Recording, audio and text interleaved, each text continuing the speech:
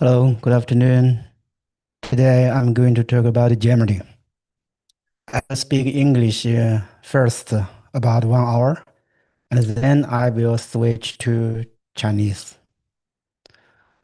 大家下午好，今天我做一个直播，主题是关于德国。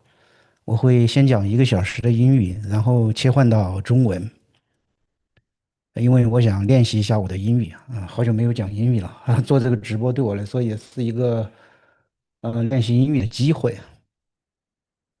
请大家耐心一点。如果你不喜欢听英语的话，大概1个小时以后你可以回来，好吧？1个小时以后我会切换到中文，OK？Hello, dear friends. Today I'm going to make a live stream session. The topic is about Germany. It's deep in crisis or it's on the way to be great again. So this is my topic of today's live stream session. I will speak English first for about 1 hour, and then I will switch to Chinese. Why do I want to speak English? Because I have no opportunity to speak English in Germany. But English is an important language. English is an international language. Today is the time of the globalization. If you don't speak English, I think the life will be very difficult for you, and you will lose another opportunity. Therefore, it's very important to speak English. But how can we speak good English? I think we need practice. We need practice regularly.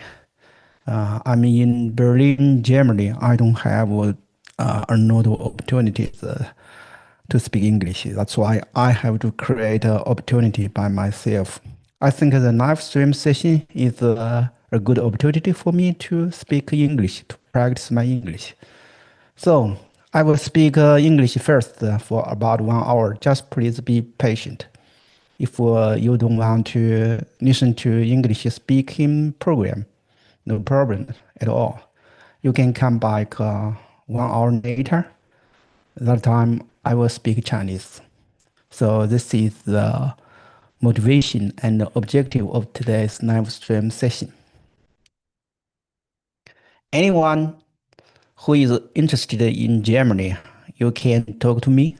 I hope this live stream session is a two-way conversation, not my own speech, okay? You can connect to me. Right now, I'm doing the live stream session on both platforms. The first is China's WeChat platform, and the second is YouTube. So you can connect with me. On WeChat platform, you can open your microphone directly. There is one button of 连麦. This means that you can talk to me directly. But you must be in mainland China as far as I know. If you are outside of China, it's impossible to 连麦, okay? But if you are in mainland China, there is one option of talking to me through 连麦. If you are outside China, I mean mainland China, you still have the possibility to talk to me by joining the Zoom meeting. Actually, I'm doing the live stream session through Zoom meeting. I have published the Zoom meeting ID and password. If you are on the YouTube platform, you can see the room meeting ID and password. So this is an option that you can talk to me directly. Thank you. Thank you very much. I'm not an expert on Germany. I have to make it clear. I am not an expert on Germany. But it does not mean I have no qualification to talk about Germany because I'm living in Berlin, Germany. Actually, I came to Germany a long time ago, 16 years ago. In 2010, I came to Germany. The first German city I lived is Düsseldorf in West Germany, and then I came to Berlin, the capital city of Germany, since 2014. That means totally I have lived in Germany for more than 16 years.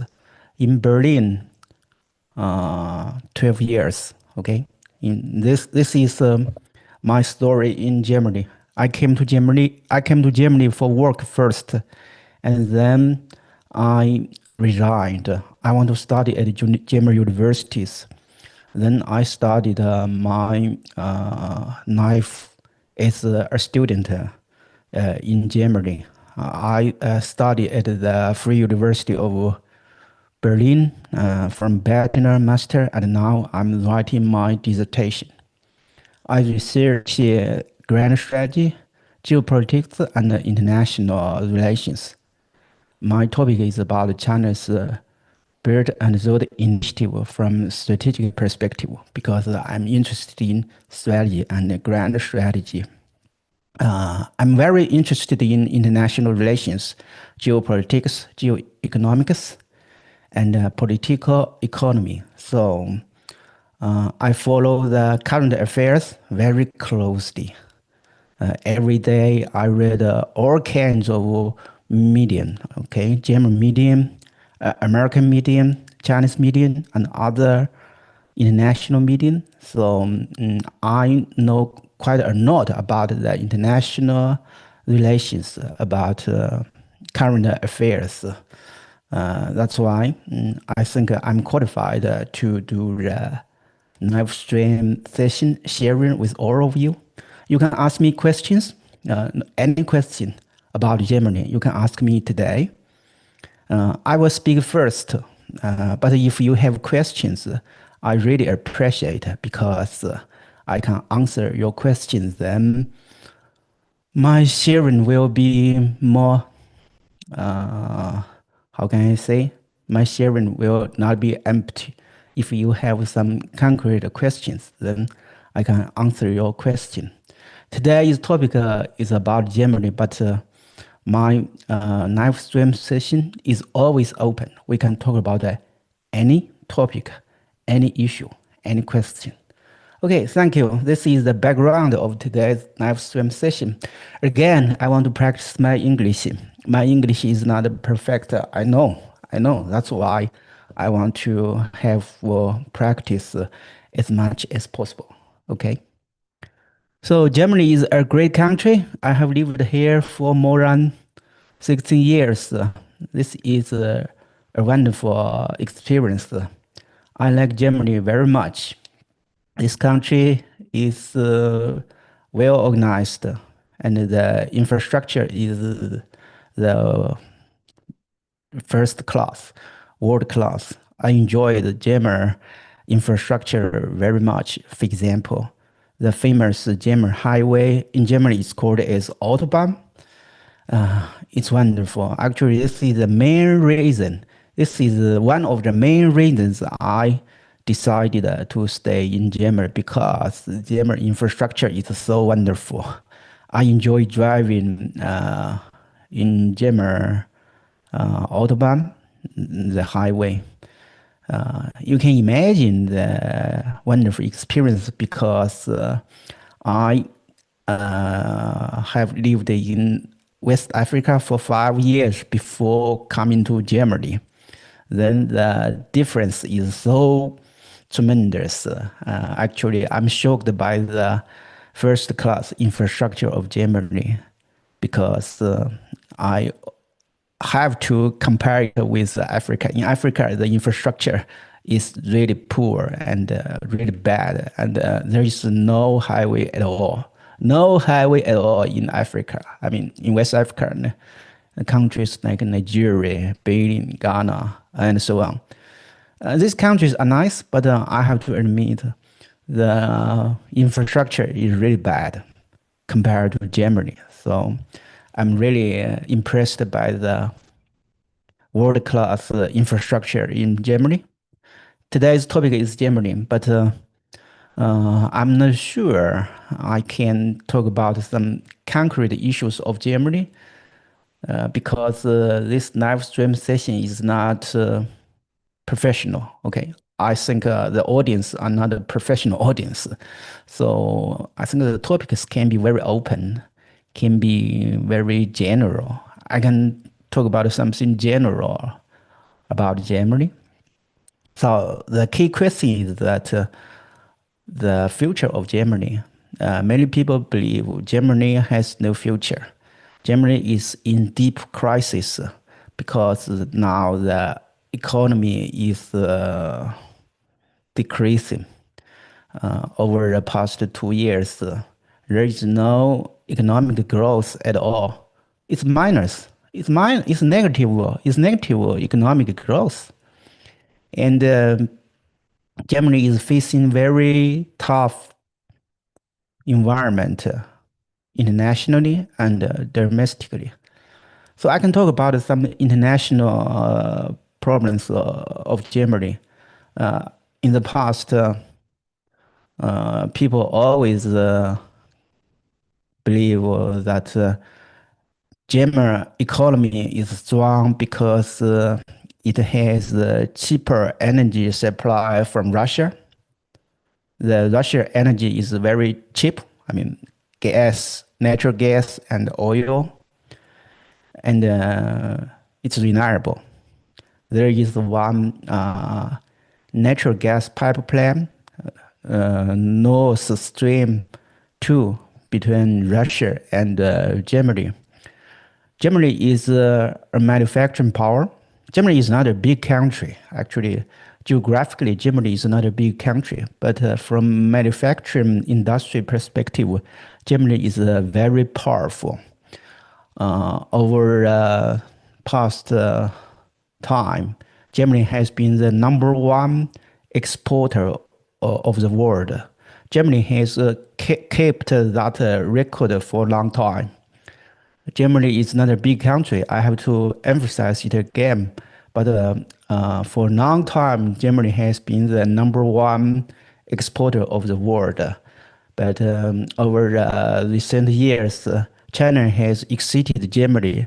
Now China is the biggest country. China is the biggest #1 exporter of the world. But Germany is still very powerful in exporting its manufacturing products. So, in one word, Germany is a powerful industrialized country, especially manufacturing industry. Germany is really very powerful. Therefore, Germany needs cheap and reliable energy supply, and Russia has played such a role a long time. I think since the Cold War period, the former Soviet Union has been a reliable supply of energy for Germany. This is the first reason that German manufacturing industry is so powerful, because it has cheap and reliable energy supply from former Soviet Union and Russia, and today's Russia. This is the first reason. And second reason, about security. Germany is one member state of NATO, the so-called North Atlantic Treaty Organization. It's called as NATO. Okay, in Chinese, it's called as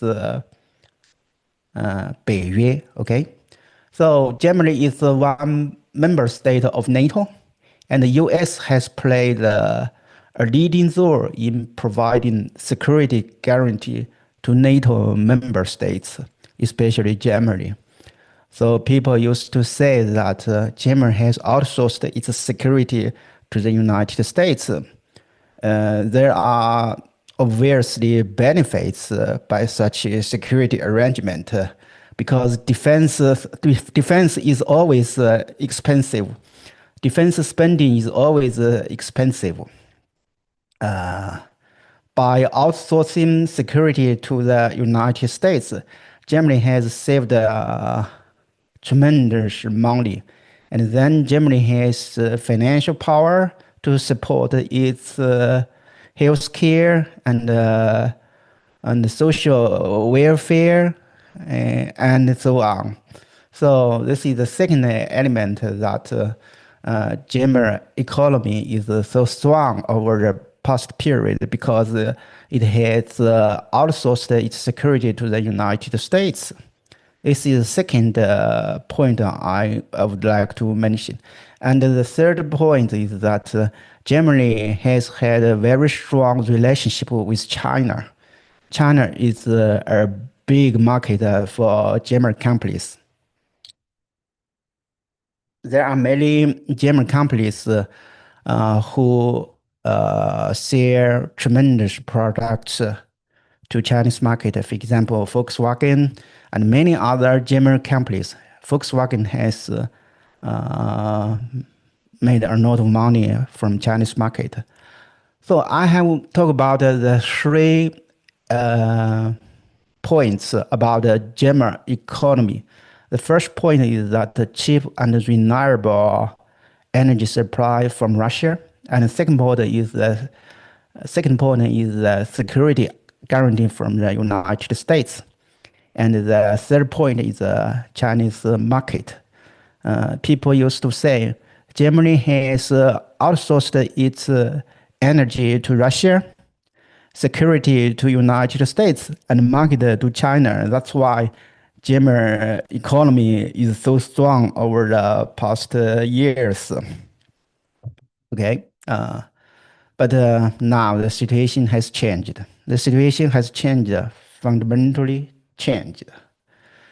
Right now, there is no cheap and reliable energy supply from Russia anymore.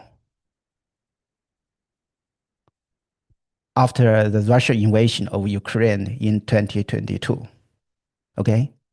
Russia invaded Ukraine in February 2022. And after the invasion, Germany and other European countries have decided to cut off the energy supply from Russia because they don't want to support the economic foundation of Russia's war machine. That's the main reason. If you continue to buy Russian oil and natural gas, this means you are paying for the Russia war machine in Ukraine. And European countries don't want to do that. That's why they have decided to stop importing energy from Russia.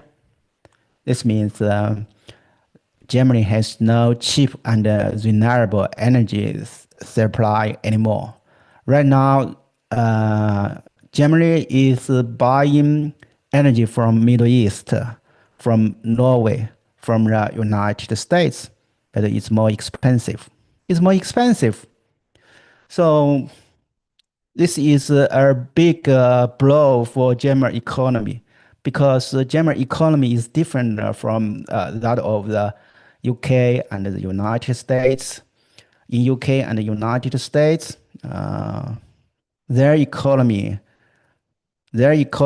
are more about service, about high technology, not about manufacturing industry anymore. But Germany is different. German economy is about a manufacturing industry. Therefore, definitely they need cheap and reliable energy supply. But after the Russia invasion of Ukraine in 2022, Germany has no cheap energy supply anymore. And recently, the war against Iran, the war between US, Israel, and Iran broke out. And German energy supply is dependent on Middle East countries. For example, Qatar, Saudi Arabia. Germany has bought a lot of LNG from Qatar, but right now, Iran has closed the Strait of Hormuz. So this is another blow to German economy. Therefore, Germany has really serious problem of energy supply. The first blow is the Russia invasion of Ukraine, and the second blow is the war against Iran. Therefore, German economy is in big trouble. And the second is about security. I have emphasized the benefits of security arrangement of Germany. Germany has outsourced its security to United States. By doing so, Germany has saved tremendous money for social welfare and other sectors. Then Germany has money for social welfare. Germany is a country which is famous for its powerful social welfare and healthcare system. But why has Germany achieved that? Because Germany has spent not too much money for defense, right? So, but now the situation has changed. Russia has invaded Ukraine, and Russia has imposed a serious threat against European countries, including Germany. And U.S. under the leadership of Donald Trump has threatened to withdraw from European continent, including Germany. So Germany has to be more independent from the security perspective. This means that Germany must spend much more money in defense. Actually, the German federal government has made the decision that Germany will become the most powerful conventional force in European continent. I mean, the current federal chancellor, Friedrich Merz, has promised to build the most powerful conventional armed force in European continent. It is good. This seems very ambitious, but the problem is that Germany must spend much more money in defense. So this is a consequence that the U.S. has threatened to withdraw its security guarantee from the European continent. Right now, the NATO countries, including all the European countries, including Germany, they have made a decision that the defense spending will be reaching 10% of their GDP in 10 years.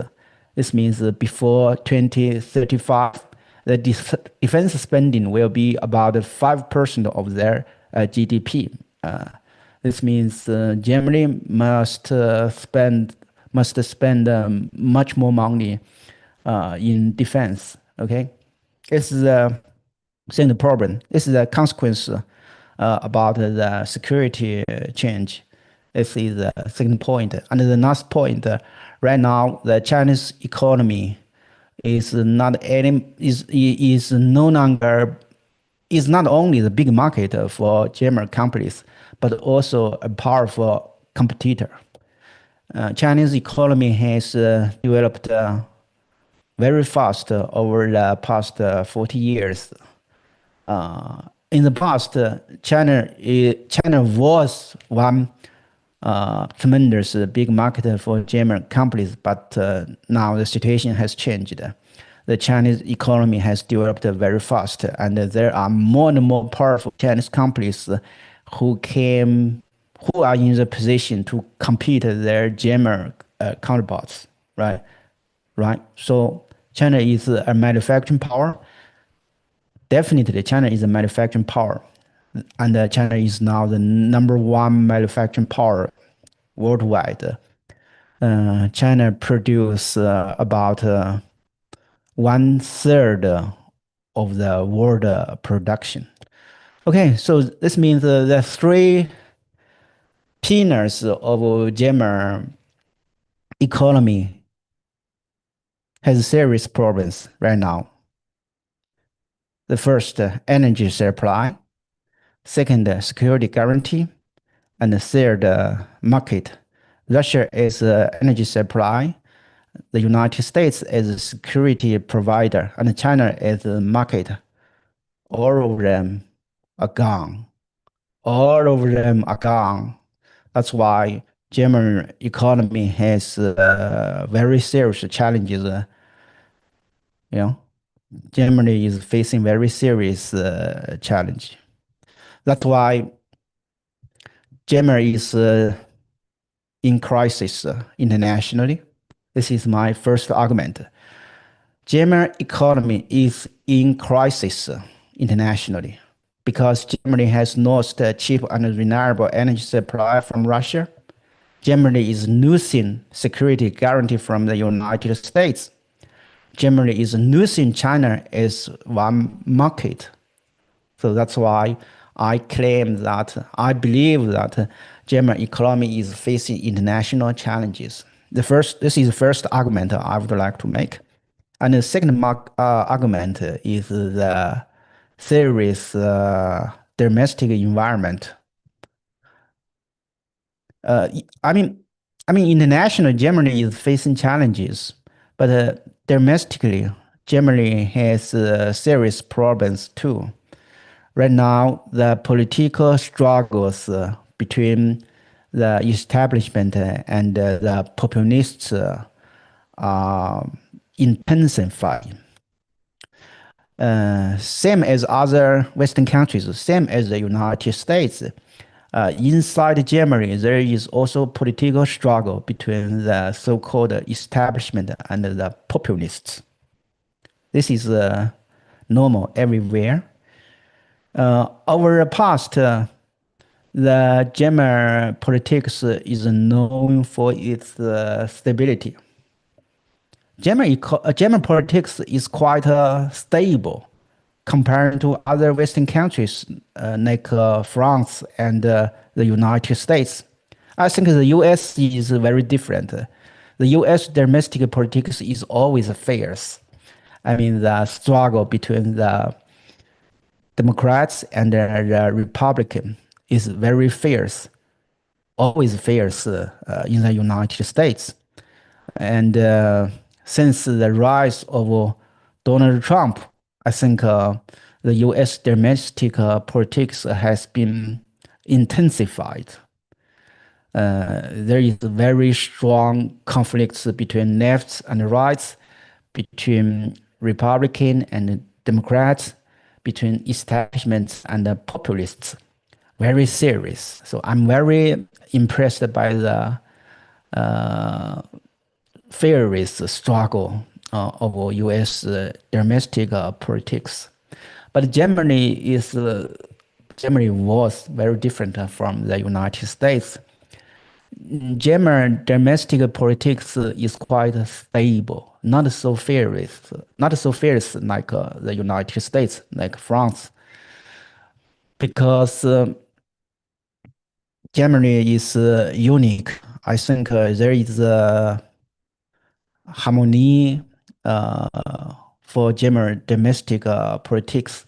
Yes, Germany is a country with many different parties. As far as I know, there are some major parties like the Union Party. This is a conservative party, and they have the center left party, Social Democrats, SPD. This is center left.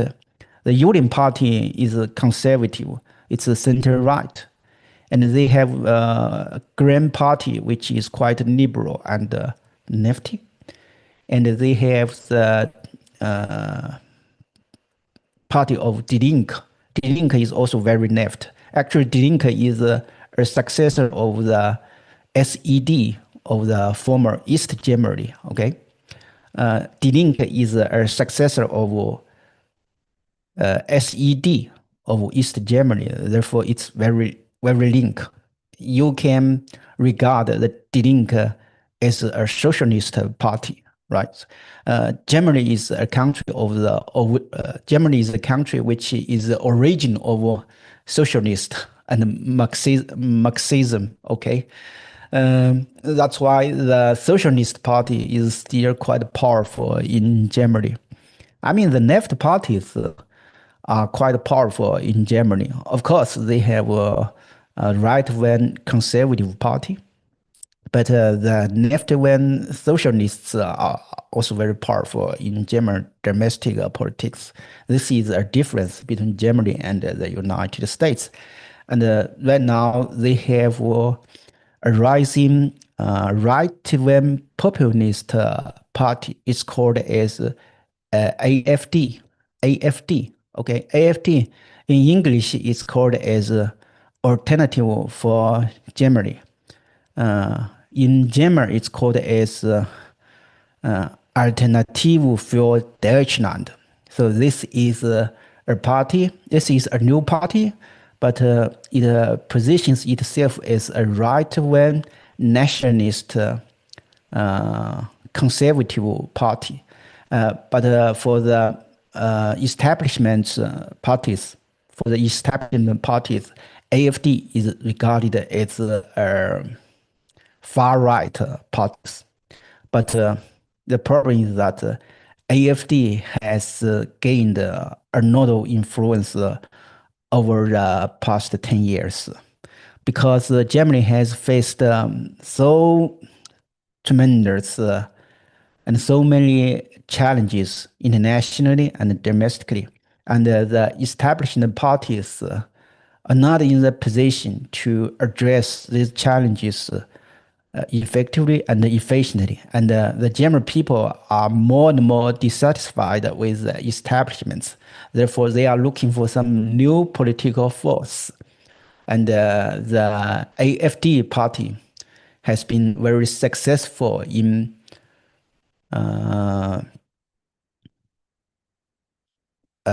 talking about the challenges Germany is facing. And the AFD party has accused the mainstream establishment parts of being unable to address the challenges facing Germany. Therefore, the AFD has attracted tremendous attention from German people, and they have won federal elections for several times. And right now, AFD is the most powerful opposition party in Germany. They have the support about 20%. 20%. This is quite impressive. You know, Germany is a country with many parties, so it's difficult to win support of maybe 5%. If you can win 5% vote, then you can be one part of the federal parliament, the so-called Bundestag. AFD has won about 20%. So AFD is a powerful party, and this is a serious challenge for all the mainstream establishment parties.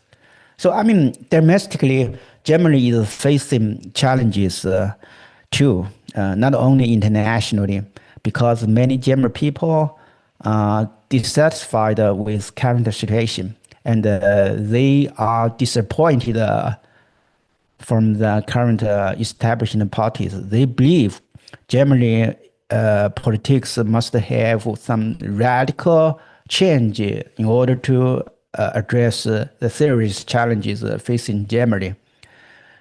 Okay, so I'm saying that the domestic situation of Germany is not good either. It's not good either. It's facing serious challenges, and the political struggles between lefts and rights, between establishment and populists are intensifying. So this is the domestic situation of Germany. So I have to emphasize that Germany is not in good situation. Germany is in crisis instead. Germany is in crisis internationally and domestically, politically and economically, and even culturally. Germany has culture.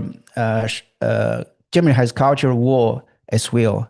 In the United States, you can, yeah. You in the United States there is a so-called cultural war between establishments and populists. In Germany, yeah, not as serious as in the United States, but there is still culture war. So I believe Germany is in crisis again, internationally and domestically, politically, economically, and culturally. So Germany is in deep crisis. Now, people are talking about the future of Germany. Not only us as foreigners, as observers, but also German people themselves. They are talking about the challenges facing Germany. They believe Germany needs a strong and determined government to address the challenges facing Germany. Right now, they have a new government. This government is called as the so-called black-red coalition because the color of the Union Party is black. The color of the SPD is red. Right now, they have a great coalition government since May 2025. The current German chancellor has the name Friedrich Merz. He's a pro-business conservative leader. He looks very ambitious. I'm very interested in this politician since 2020. I mean, more than 5 years, I have observed the current German Chancellor, Friedrich Merz. I know something about him. I think he is quite ambitious. He wants to be a good leader. He wants to address the challenges facing Germany. He wants to make Germany great again. Okay, let me use the slogan of Donald Trump. Friedrich Merz wants to make Germany greater again too. Okay, so uh, he has been German chancellor for about 1 year. How about his performance? This is a big question. This is a big topic. I don't think I can answer this question today. Yeah, I just want to talk something general about Germany. I think if you are talking about today's Germany, you have to talk about Friedrich Merz. Okay, this is an important person. You cannot ignore Friedrich Merz if you want to talk about Germany. I don't know. I don't know how I can judge Friedrich Merz. I believe first he's ambitious. He's really ambitious. He's eager for power. Actually, Friedrich Merz has been famous 20 years ago. More than 20 years ago, Friedrich Merz was the Speaker of Union Party in Bundestag. That is 20 years ago. Friedrich Merz has been the first-class politician in Germany, but he had a problem with Angela Merkel. Angela Merkel is also from the CDU party, but she has a power struggle with Friedrich Merz. And I think Friedrich Merz has failed to challenge Angela Merkel. And then Friedrich Merz has joined the industry or the economic sector. He has acted as one economic leader over the past 20 years. I mean, before 2020. In 2020, he decided to return to politics again. He decided to run for the chairman of CDU party, but he has failed twice. Yeah, he has tried very hard to run for the chairman of CDU party, but he failed twice. And uh, at the third time, he has succeeded. He has succeeded. He has won the position of chairman of CDU party. And then in last year, 2025, he has won the general election. He has organized one coalition government with SPT party, right? So this is the situation. I think Friedrich Merz is a qualified politician. First, he is ambitious. He is very eager to power. This is obvious. Everyone knows. Okay, he wants to be the chancellor of Germany for a long time. Although he has failed in competing against Angela Merkel, but after Angela Merkel retired, then Friedrich Merz had the chance to run for the chairman of CDU again. He has succeeded, and now he is the chancellor of Germany since 2025. So he has now the opportunity to lead Germany, but how can he achieve his ambitions? This is another problem. I think the general evaluation, general assessment about Friedrich Merz is very complex. Right now, the German people are not satisfied with his leadership. I have seen some opinion study.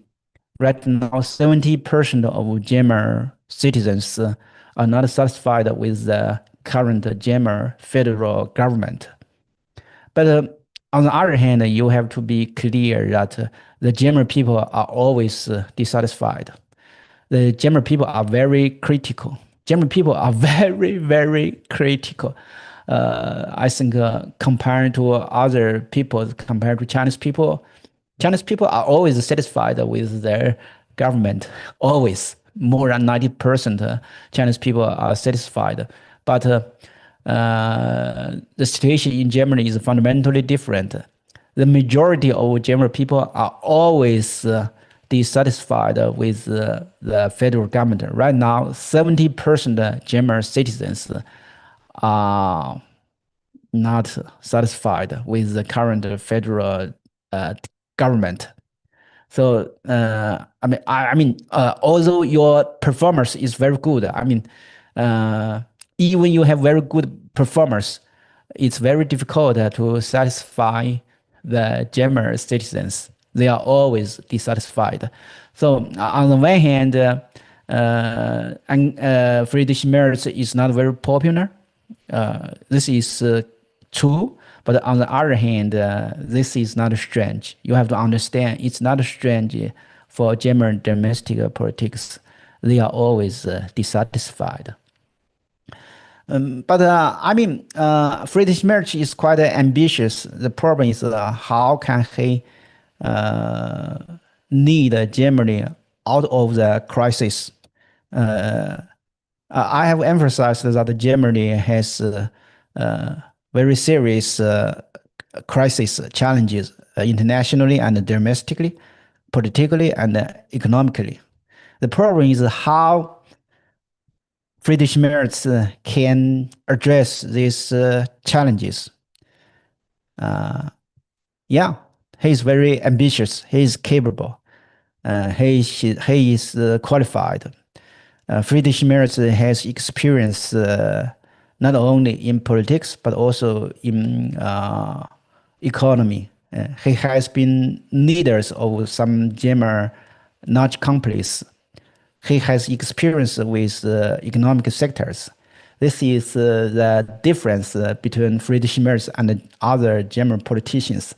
Many politicians, such as Angela Merkel, such as Olaf Scholz, they don't have experience with economic management, okay?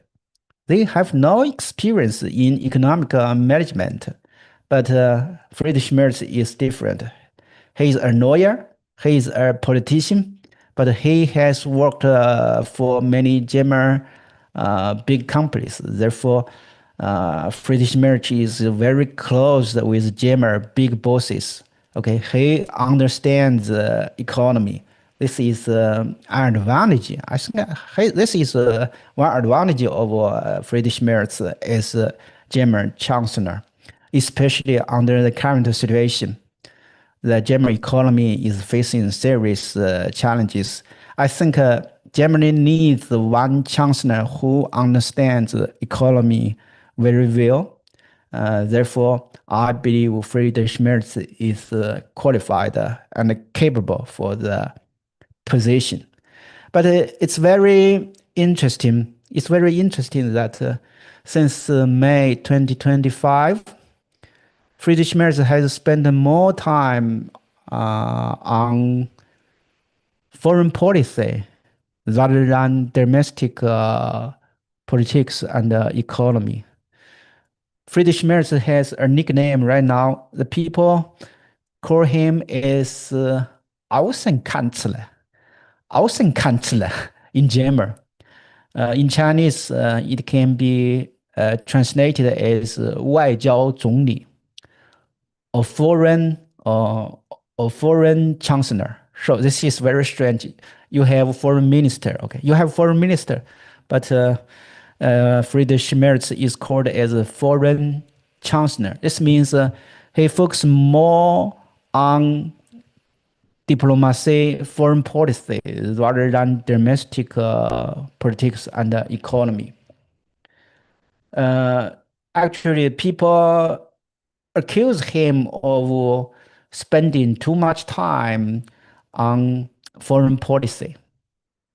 Since May 2025, Friedrich Merz has visited many different foreign countries, including Japan, India, United States, Poland, France, Norway, China, and many more. So it seems that Friedrich Merz is more interested in foreign policy than domestic affairs.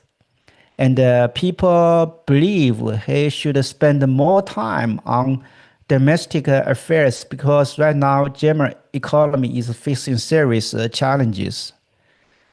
Yeah, I don't know, but Friedrich Merz has defended his interests, his strong interests in foreign policy. He has defended his behavior. He said that the foreign policies are consistent with domestic politics and economy. He is trying very hard to achieve a good international environment for German economy. I think he is not wrong. I think he is not wrong. At the very beginning, I have emphasized the challenges of Germany. Three challenges. First, energy supply from Russia. Second, security guarantee from the United States. And the third, market from China. This means all these challenges are from abroad. All these challenges are international challenges. So Germany has to focus on international challenges.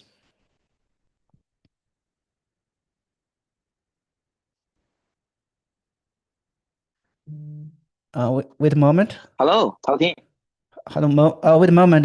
Hello, Hai Chao. How are you? How are you? How are you? How are you doing? So you want to talk to me? Guten You can talk to me. You want to speak English? Nein, wir sprechen auf Deutsch. You want to speak German? No, today. Ich bin dein Freund. Today. Let's switch to English. Yeah, we can Remember speak. me who I am? Sorry? Do you remember who I am? Of course, I know. Mr. Li Oh, Hai okay. Chao. Okay, my fellow citizen from Rongchang, right? Aus unserer Heimat. Yeah, yes, we have same. Why not auf Deutsch anstatt? Not in German. Today, I will speak English for 1 hour and then I will switch to Chinese because I want to practice my English first. So if you have interest, maybe we can speak English maybe, yeah, and then we can switch to Chinese. Is that good for you? It's quite a challenge. Yeah, it's quite a challenge. Okay, Very challenging. for you, okay, so, because it's my job, but for you, you should switch from German to English and then to Chinese. You have to switch 3 times. Well, I think your English is good. It's Your English is good, and you are also you are also interested in Germany. Do you have any question Yeah. about Germany? I can answer, or any opinion from you about yeah. today's Germany? I'm quite interested in the situation in Iran. Can you say about the future development of Iran? How about the final end of it? Because Okay. you are expert in the foreign diplomacy. Okay. So you want to talk about Iran? Okay. Yeah. But today my topic is Germany, but no problem at all. I think the war in Iran has impacted Germany as well. At the beginning, I have talked about the challenges facing Germany. The biggest challenge is the energy supply. Since the Russian invasion of Ukraine, Germany has cut off its trade relations with Russia, and then Germany has turned to Middle East and the United States for energy supply, especially the natural gas. Right now, Germany is buying a lot of LNG from Qatar, but due to the war between US and Iran, the energy supply from Yes. Qatar is broken because Iran has closed the Strait of Hormuz. This has affected the German economy tremendously. Right now, you are in China. You cannot imagine how serious the situation is. The oil price has increased too much, and this is a huge blow for German economy. And I think Germany, and the other countries, even the ordinary people, we want the war to stop as quick as possible. This is the current situation. But if you ask me when the war will be finished, I don't know. But right now, there is a ceasefire between Iran and the United States, and the peace negotiation is ongoing in Pakistan, as far as I know. Both Iran and the US have assigned their delegations, and the US delegation is headed by the Vice President J.D. Vance, and Iran has sent a delegation to Pakistan. I think the negotiation is ongoing, but I don't know the situation. I don't know how Is it the a fake one? result will look like. Do you think it's a fake one, a fake negotiation? Because I see both sides don't have enough thing to trade. Okay, they don't have enough maybe time, enough plans to trade on each other. And by the side, okay, I saw the price in Germany. Okay, aus heute Journal, and their Preis is sehr hoch. I know it, so I think maybe the Germans will go crazy because their chancellor said it's not their war, right? Yeah, it's not the war of NATO. Friedrich Merz has emphasized. Do you think the Trump would really pull out the troops from Europe and put them into the Middle East? No, I don't think so. I don't think so. There is now conflict between Trump and NATO airlines, but I don't think Trump will break with NATO. This will not happen at all because NATO is important for American strategic interests. Very important. So it's just a bluff, right? Yeah. This is just a conflict. This is a very serious conflict between the U.S. and its allies. But this does not mean that NATO is dead. No. NATO is an alliance of more than 70 years. It has very strong foundations. I don't think NATO will die in the foreseeable future. No, but the conflict is real. Okay, right now I have another concern about the situation in Germany. From the economic perspective, I saw so many big firma with Volkswagen.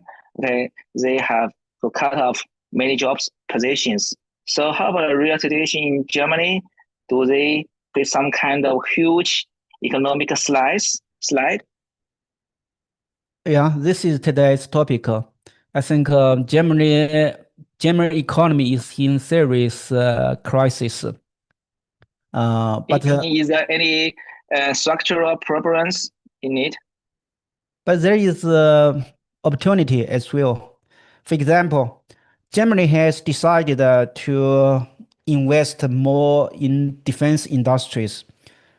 I mean, the defense spending will be a driver of German economy. For example, Volkswagen, you have mentioned.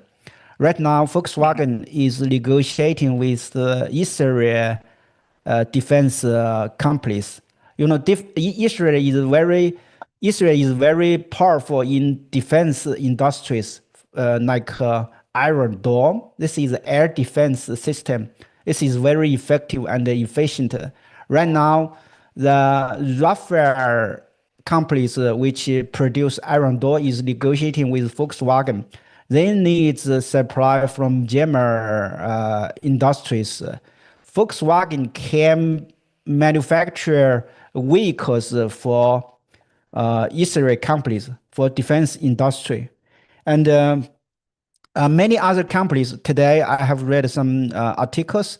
Many other German companies are trying to produce military equipment. This is not very difficult for them.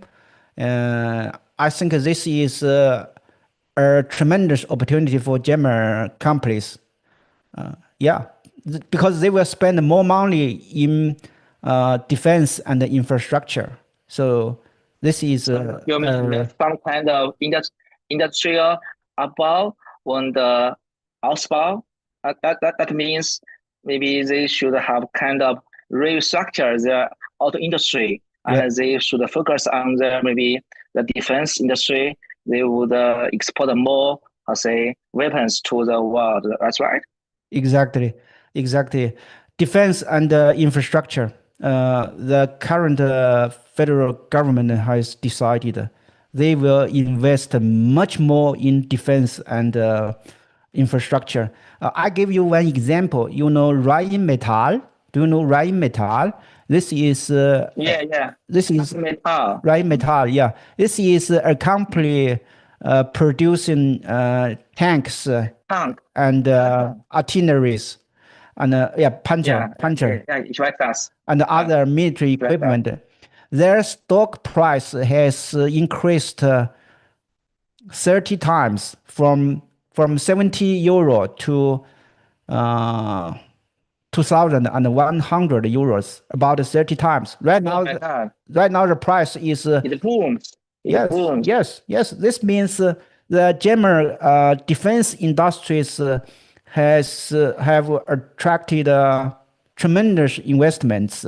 So this is a new opportunity for German economy, from my point of view. By the way, how about the immigration policies in Europe?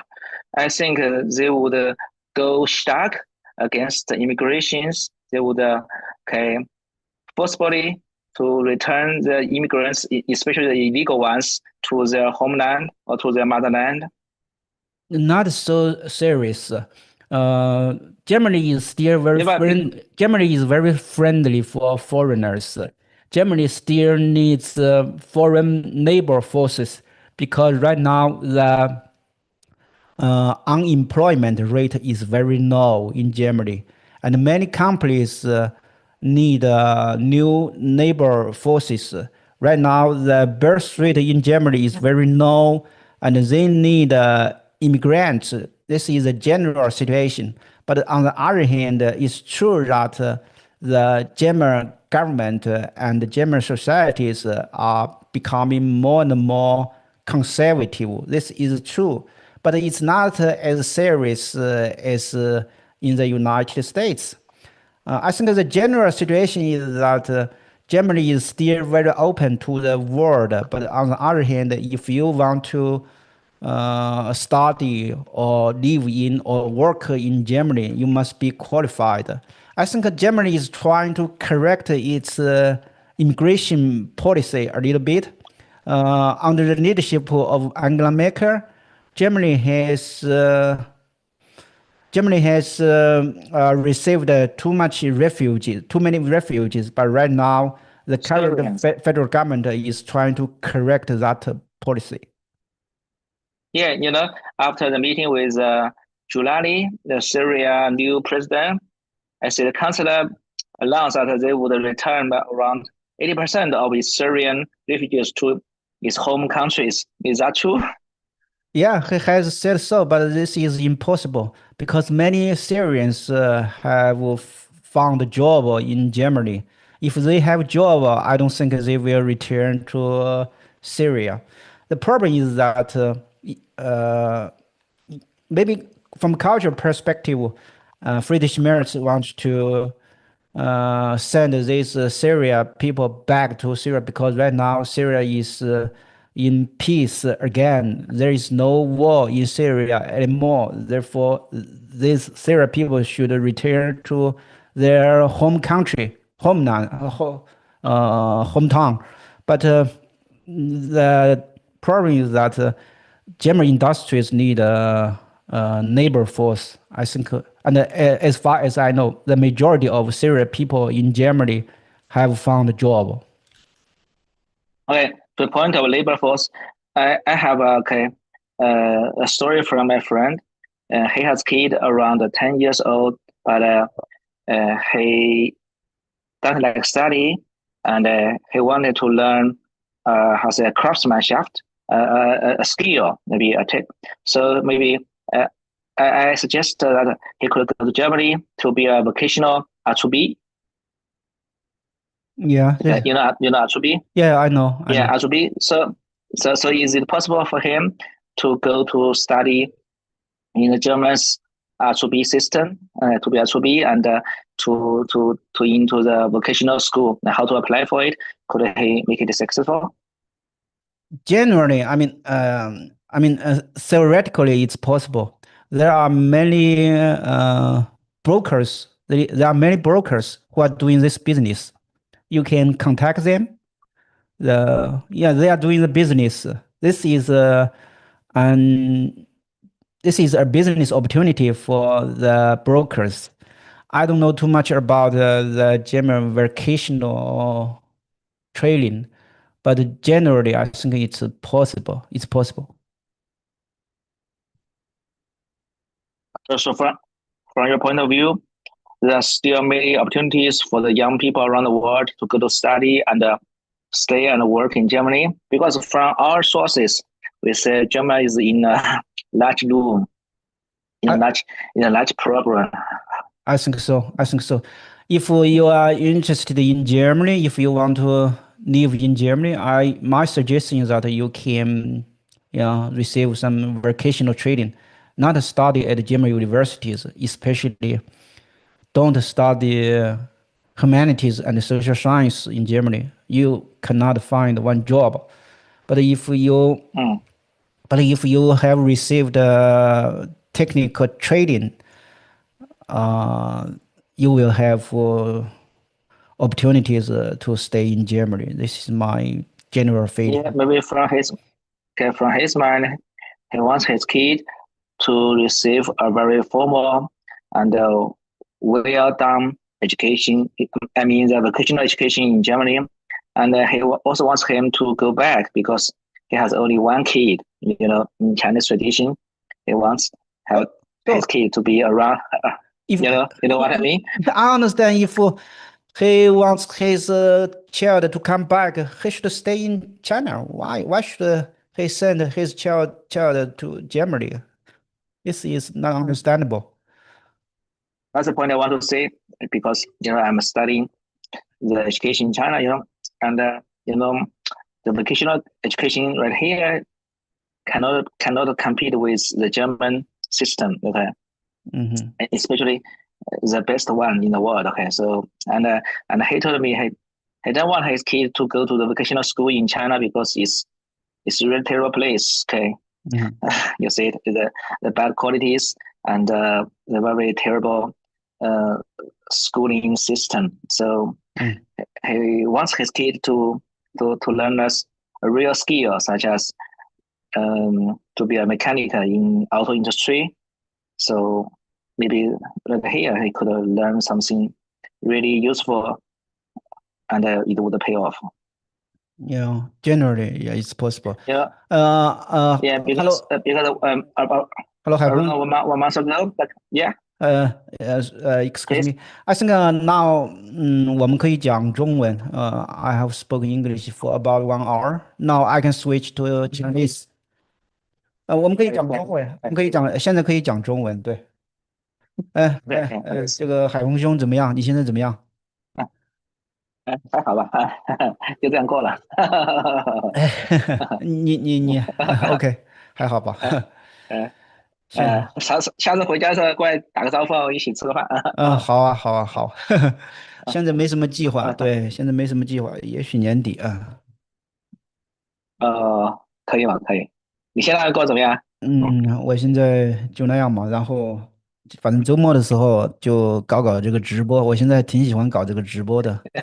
我觉得毕业没有？直播挺有意思。你现在毕业没有？这个私人问题我们的另外再谈。另外再谈，另外再谈。对 ，OK。我就觉得，你看现在德国、中国你说，中国之间的贸易中国之间这个贸易发展呢，它还是会正向发展吗？还是怎么说？现在中国还是德国的最大的贸易伙伴，然后在去年好像短暂的被美国超越，但是现在中国又重新成为德国最大的贸易伙伴，所以中国和德国之间的经贸关系还是挺密切的。但是这个经贸关系也有一些问题，就是说，总的来说，中国对德国仍然是一个非常重要的贸易伙伴，最大的贸易伙伴嘛。但是你如果把这个贸易关系打开来看，你还是会发现很多问题。现在主要是德国对中国是一个赤字嘛，就是说，德国从中国的进口超过它对中国的出口。因为德国其实也是一个制造业的大国呀，也是一个出口大国呀，但是它面对中国的时候，它是赤字嘛，所以说这一点让他们非常不安。以前他们都是在中国市场销售了很多德国产品，尤其是德国的汽车，是吧？那大众啊，这些什么所谓的 BBV，这个他们在中国是赚得盆满钵满的，但是现在中国的汽车工业也起来了嘛，所以说对德国是一个巨大的威胁。这个是个很大的问题，就是从经济上不仅仅是汽车工业，还有其他的什么机械呀、什么化工啊、石化呀，各种各样的产业，中国现在都已经成为德国的强劲的竞争对手。你知道中国不是搞了一个中国制造2025吗？Made in China 2025。其实这个东西就很厉害，它规划了10个核心的产业，这10个核心产业其实主要就是要抢欧洲，尤其是德国和日本的饭碗，其实还抢不到美国的饭碗，但主要就是抢这个欧洲和日本的饭碗。所以说这个对德国的经济威胁很大。按照我个人的看法，就是中国这个制造业的突飞猛进，实际上已经把德国的经济逼入绝境了。德国赖以生存的一些产业，现在都是跟中国有强烈的竞争关系的。所以说，德国的心态现在非常复杂。一方面呢，中国仍然是他最大的贸易伙伴，但是另一方面呢，他们对未来是非常担心的。就是说，中国现在已经不仅仅是德国的一个大市场，越来越成为德国一个可怕的竞争对手，是一个非常可怕的竞争对手，就是简直就把德国经济要逼入绝境了，我觉得。因为中国这个知道这个成本很低嘛，各方面成本都比德国低了很多，是吧？对对，成本很低，然后产业链又很齐全，然后中国人又拼命的干，没日没夜的干，然后对嗯，这个客户的响应也很积极，反正对德国就构成了一种全方位的威胁嘛。有道理，make 嗯，sense。对，现在很复杂，很复杂，所以说德国人面对中国的心态，我觉得是非常复杂的。嗯，好吧，好吧，哎，嗯，不知道怎么办。听你说，听你的，我，没事没事，我就随便聊吧，随便聊，反正你有问题的话，你随时问，你也可以发表观点，你对德国也很清楚嘛，对吧？你对德国你对，也是德国问题专家呀，因为你在中国的但是我觉得，德国问题专家。但是我觉得就是德国现在它那个教育这方面对中国会不会有一种输出啊？或者说中国教育会不会对它有输出？特别是职业教育这一块我觉得好像在全世界它做的挺好的哈。对对对，双元制是吧？职业教育对，现在是中国还是想学德国这套体系，是不是啊？对，因为上次还有一个专家谈到这个职业教育的问题啊，中国可能这个不是教育本身的问题，而是整个国国家这种对职称这种文凭的这种心态啊，还有对这种职业教育人的一个认可啊，一直本来中国职业教育这种分流体系，德国分的这个确实中国现在就是说在技术工人这个培养上，我觉得可能还是差距很大，所以这方面也是我想研究的东西啊，就是它的工程师文化以及它的工程师那种就是那种职业工人的这种教育模式，中国讲了很多年，实际上真正的能够用的很少，真正的能够落到实处的很少，就这个你觉得有些什么因素？我觉得首先是文化因素吧，就是中国人一直是学而优则仕的，是吧？这个万般皆下品，唯有读书高。中国人这个对教育的重视深入骨髓啊，然后通过教育来改变命运，通过教育来做官，来进入政治，进入仕途，这几千年的文化传统，这个太深厚了，很难在一夜之间改变的。我觉得中国对这个教育的重视，在世界上恐怕没有几个国家赶得上吧。尤其是这个对大学的重视，现在中国人上大学的比例很高啊。我觉得中国这个中学生、高中生上大学的比例太高了，这个比美国嗯，高，比德国要高。你看，在美国，并不是所有人都上大学的，在美国好像上大学对的，的也就1/3左右吧，而且美国的大学是很贵的。啊，对他们很多是去那个 community university，对，嗯，对，就是说，很便宜的美国地方，像那个高等教中国育是那有，精英教育的啊，然后并不是所有对对对，人都要上大学的，他们没有那么强的动嗯机，就是要上大学。然后德国这边也是啊，德国你也知道，就是德国的学生在他们小学毕业的时候就要定终身了，是吧？小学毕业的时候，这学生就要嗯分流，大概1/3的人可以去上那个文理中嗯学，然后这些人将来可以上大学，就成为国家的精英阶层。然后其他的人就要上那些什么实科中学那个职业培训学校的。就德国人他比较理性，就是说，他们认为不需要所有人都上大学啊。如果所有人都上大学的话，那将来反而找不到工作呢。然后这个经济界，嗯尤其是制造业，需要大量的技术专家，需要技术工人，这些人不需要上大学，大学学那些理论知识啊，都是没有用的。这是人才的浪费。所以我就感觉像美国呀，像德国这样的国家，它第一没有中国那么强的重视这个学而优则仕的传统，另一方面他们比较实用，比较理性，他们认识到不需要所有人都上大学。但是中国人千军万马过独木桥是吧？万般皆下品，唯有读书高。我觉得是。然后都要上大学，上大学以后，然后学而优则仕，要考公务员什么的，就很鄙视劳动啊，很鄙视这个技术，尤其是鄙视这个体力劳动。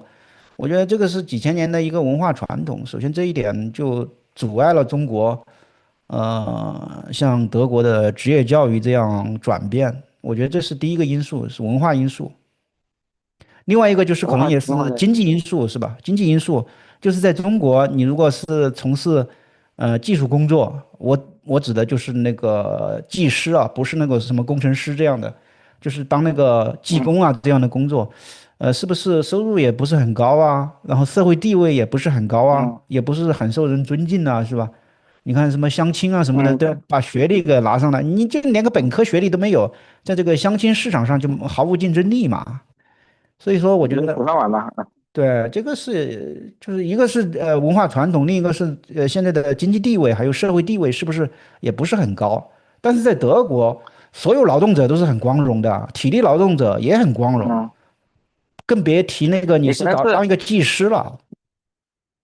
现在按照那个，如果按照那个布尔迪厄那个资本理论的话，可能现在经济资本来说可能差距不大，但是它那个文化资本、社会资本它可能就比较差了，而且它那个工作环境呢，它不是很稳定，它就是工作环，可能钱拿的有这么多，但是它工作时间长啊，环境待遇差呀，对不对？然后它的文化，就像你说的，文化资本和社会资本来讲的话，它是比较差的，对不对？它没有就是实际上有一种那个 discrimination 在里面嘛。对对，对你刚才这个 discrimination，我觉得是个关键词，就是歧视。我觉得中国根本就不嗯，是一个讲究平等的文化，也不啊，是一个讲究平等的传统。中国历来就是一个金字塔的结构的，是一个等级架构的。在这边，他们以前也不是讲平等的，但是经过启蒙运动，这些现在这个平等的思想是深入人心。就是体力劳动者，一个垃圾工，一个收垃圾的和一个大学教授，他们是平等的呀，人格上是平等的。虽然说实际上可能大学教授他的社会地位可能还是要优越一些，但是怎么嗯，说呢？就社会也不会歧视这个垃圾工人，垃圾工人他也没有觉得自己是低人一等的，这个是一个更大的差别。在中国，你要是一个收垃圾的是吧？你在这些白领面前，你在大学教授面前，你就自惭形秽呀，你就自己就感到你自己低一等吧，是吧？这是整个社会规训的一个对结果。但是在德国这边，那个体力劳动者，环卫工人，他很自豪啊，他很骄傲啊，然后他一点都没觉得自己是低人一等的。我曾经就是看过一次那个竞选活动，就是当时的德国社民党的党魁，还有他也是副总理兼外交部长嘛，然后他就跟这些体力劳动者对话，因为他所在的社会民主党号称是代表工人阶级的嘛，是代表小人物的。，SPD 啊，对 SPD。SPD 对，然后呢，他就跟这个体力劳动者对话，然后就有一个大妈，她是一个清洁工，我看她那个跟这个副总理兼社民党的党魁对话，她那个都是气势如虹啊，然后她根本就不觉得自己低人一等，她指责这个加布里尔，指责这个社民党的党魁，然后哪些工作做得不好，政策不好，然后对这个劳动者不友好啊什么的，这在中国可能吗？这在中国可能嘛？更别说不要说副总理了，就是一个副区长是吧？他也不嗯，敢呐、对的，对的，对，就像你说的，这是一个这个社会规训嘛，就是这个通过一个规训不断建构一种社会意识，就是阶层意识就出来了。就是这种虽然就是说你觉得这种叫隐性的那种叙事哈，它是隐性的，一般人都不知道对吧？但是它一旦谈起之后，你会自见形秽，就是当你感觉到的时候，实际上这个叙事就起作用了。是是是是是，反正我就觉得，如果你是一个精英是吧，在中国的生活是比较好的，就是像你说的那个，你对，如果有文化资本、有经济资本、有社会资本、有政治资本，那你在中国生活是比较好的，你可以过一个人上人的生活呀，人上人。对对，我那但是天看那个郑黄玉清华大学那个毕业那个出来辞职那个教授，他就说啊，就是中美相比哈，在中国做上等人你很舒服，在美国做老百姓很舒服，还是吧？对，在美国，在德国，你要做一个人下人其实这里没有人下人这个概念，大家都是平等的。但是你就算你做一个体力劳动者吧，做一个普通劳动者，在这边的话，你还是比较有保障的，然后你也没觉得你低人一等，这个是区别。嗯主要，我觉得中国这个平等的这个思想还没有深入人心，还没有深入人心呢。这个当然现在已经比以前很平我们等了。对，那我们说那个学校体制本身来看，你觉得它有什么差别？嗯，你指哪方面呢？就是这个就是他们职业教育和我们的差别的话。我倒不是太了解，不是太了解这个德国的职业教育。嗯反正就是了解一些那种。基本的东西吧，基本的东西，这个估计你也了解，你也了解。我的那个，感觉就是，我的总体感觉就是这边这个文化上没有歧视这些技术工作者、技工啊什么的，没有歧视他们。然后在经济上，他们的工资也挺高的呀。反而是这些读过大学的嗯，文科的，没什么钱。就是找工作，我看过一些那个，对，我看过一些那个薪酬的排行榜，是吧？就你如果是嗯拥有一个文科的学位，在德国收入很低啊。比如说你是在媒体行业啊什么，收入很低啊，年收嗯入可能只有5万多欧元。但是你如果是在 IT 行业，如果是在什么汽车行业，那收入可能是他们的2倍以上。在德国嗯读文科的，一个是收入很低，另外一个你根本就找不到工作啊。就是收入低的话，也算是一份工作嘛。但问题是，很多人连这个对嗯，口的工作都找不到，所以我觉得他们就不平等。对一无是处。我感觉是，除非你能够进入这个大学当老师，但这个太难了，这个太难了。他嗯，们本国人都很难了，更德国其实别提我们太厉害了。外国人了。嗯，对。之前我导师他的一个学生就是以前在那个什么的柏林不是有一个私立大学叫什么圣徒什么大学，后来他就是因为像你说的他是合同制嘛，他博士毕业之后，这还是合同就没有了，后来他要去南方嘛，去慕尼黑那边找工作，啊，确实很难的是啊，很难。我他们经常换工作，因为他们每一份工作可能就是对对2年的合同，2年合同到期以后，他们就对，得滚蛋。然后的话，就全世界到处找工作，不仅仅是在德国都是老各地，就是你想在一个地方安顿下来，那挺难的。除非你能够成为大学的终身教授，那也太难了，太难了。这样，现在德国的资源可能是越来越少，因为现在中国的竞争确实，中国还有很多独特的优势，我觉得就这种文化这种双刃剑，它一方面呢就治愈了你这个自我的一个意识啊，另一方面它也确实这个从某个侧面上讲呢，让这个劳动力变得低廉而且比较稳定。嗯，中国低人权优势，中低人权，低人权成为一个优势了。嗯。嗯，好吧，我准备睡觉了，改天我们再聊。哦，行行行行行，现在好像国内应该也十点嗯，10点半是吧？啊，对对，10点半了，挺晚的，挺晚啊的。行，那海峰啊，兄，海峰兄，多谢啊，多谢。那个你好这个随时可以下线。，OK 好，好，再见再见。OK 我还继续搞 OK，啊。好，拜拜。好，悄悄悄悄，好好，拜拜。哎，刚才跟海峰兄这边聊了一下，现在我看这个越来越多的朋友正进入这个直播间。OK，我先简单的介绍一下我这个视频号儿吧，叫求情之吻，主要就是谈一些关于国际关系、国际政治、地缘政治、政治经济学还有战略这方面的一些话题。我已经做过很多直播了，然后将来可能还会做。我觉得这个直播还挺有意思的。挺有意思的，就是说，这个技术的发展为普通人提供了一种条件，你可以向全世界喊话，对吧？我现在跟大家一样，我也是个普通人，但是现在由于这个直播的技术，我现在可以向全世界喊话呀，我觉得很神奇，所以说将来我也可能会继续做这个直播，OK，所以请大家关注一下我这个视频号吧，求情之吻，这样子将来我们有机会在这个直播间交流，OK。今天的主题呢，就是关于德国。今天其实关于德国的任何问题都可以谈。我的这个题目是，Merz 治下的德国是深陷危机呢，还是再次伟大？我觉得这两个说法都对吧？然后今天的话就是一个很好的机会，跟大家聊一聊德国。我现在就在德国，我现在在德国首都柏林。我来德国已经16年了，所以说对德国的话也有一些体会吧。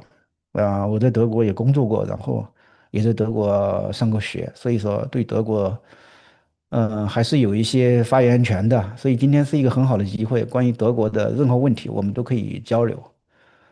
一开始我是讲了大概1个小时的英语吧，我想锻炼一下我的英语。现在我切换到中文，所以说关于德国的任何问题，我们都可以讨论。大家可以提问题。提问题的方式有很多种，你可以这个打字吧。我看见有一些朋友已经打字，待会儿我会回答大家的问题。第一，你可以打字，然后你也可以连麦。连麦的话，在微信视频号上，你可以直接就申请连麦。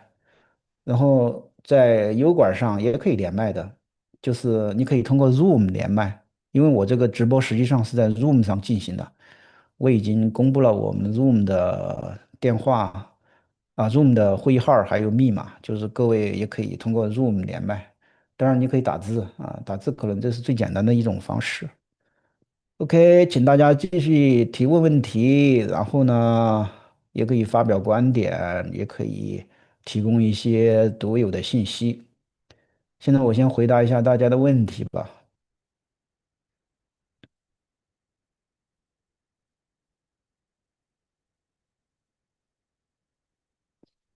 就是一开始我讨论了这个德国的双元制的教育，跟这个海峰兄是我以前认识的一个朋友，他来过德国，我见过他，也是我老乡。然后我们讨论了德国的职业教育，这个是一种德国特色嘛。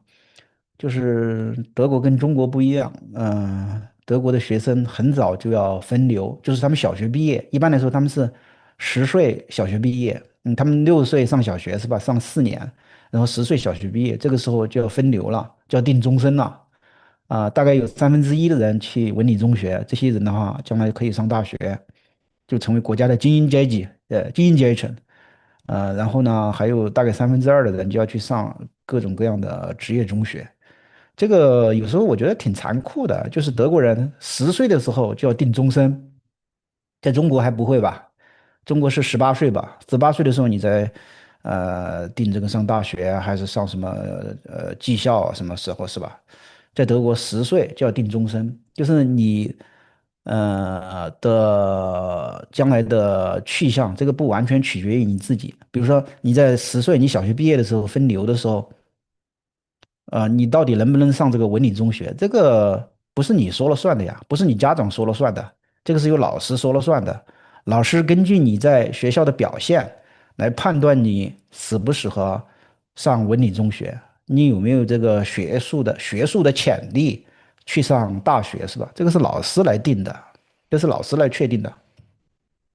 当然，你如果不同意老师的判断，你也可以找学校理论，呃，但是这个是个别现象，这不是一个普遍的情况。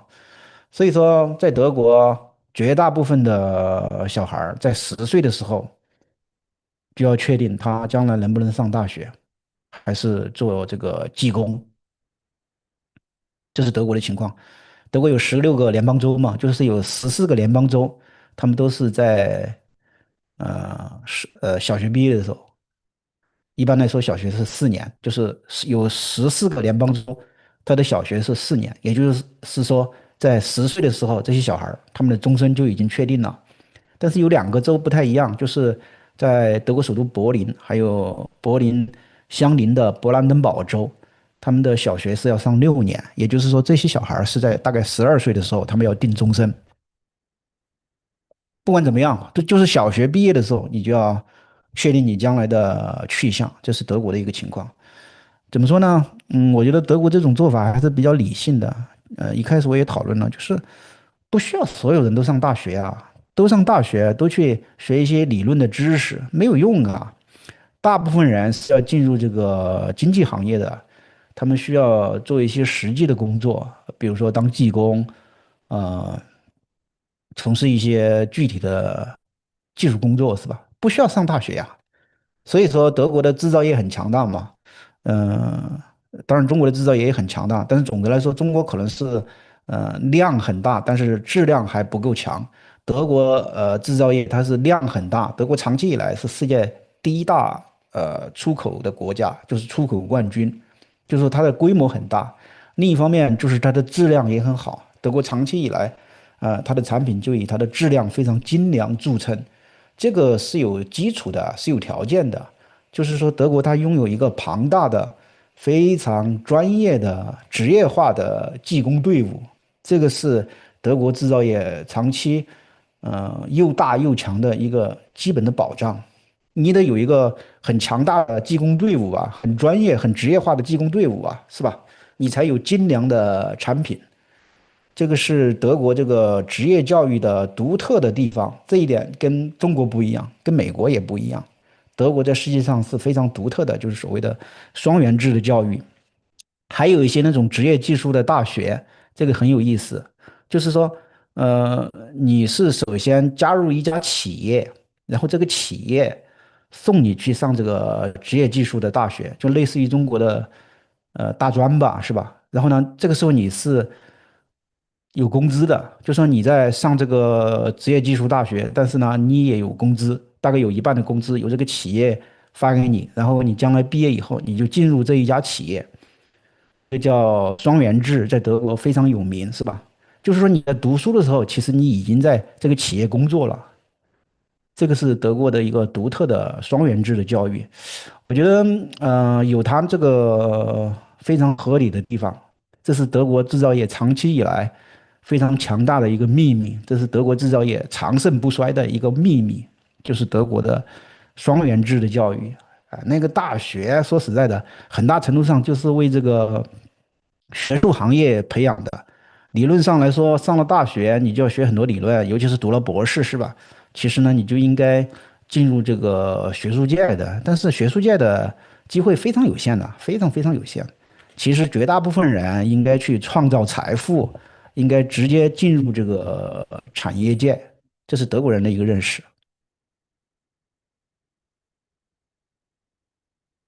OK，请大家继续问问题吧，我现在就念一念大家的发言，好吧？念一念发言。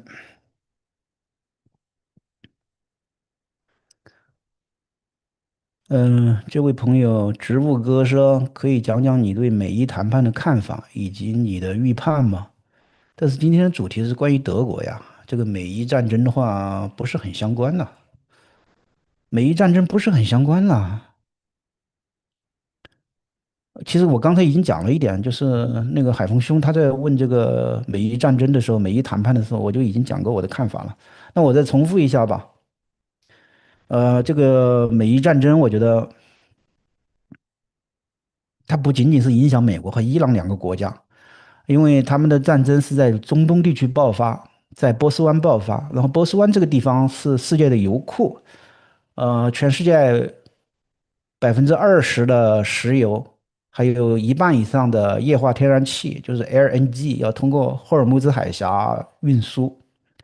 所以说，波斯湾这个地方发生的任何动荡都会冲击世界经济。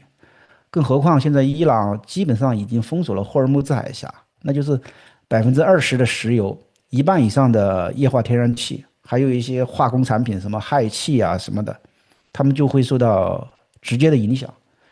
所以说，这个对世界经济的冲击非常大，对德国经济冲击也很大。像德国的油价上涨很厉害啊，最高峰的时候上涨了50%以上。你想想，突然一下，油价上涨了50%，对经济的冲击有多大呀？因为这个能源是一个基础的产品，牵一发动全身的。OK，然后现在嘛，由于美国和伊朗在巴基斯坦那边谈判，这个局势呢现在得到了缓解，得到了降级。但是如果说他们这个谈判破裂，这个战争肯定会重新开打呀。所以说大家还是忐忑不安的，德国这边是忐忑不安的。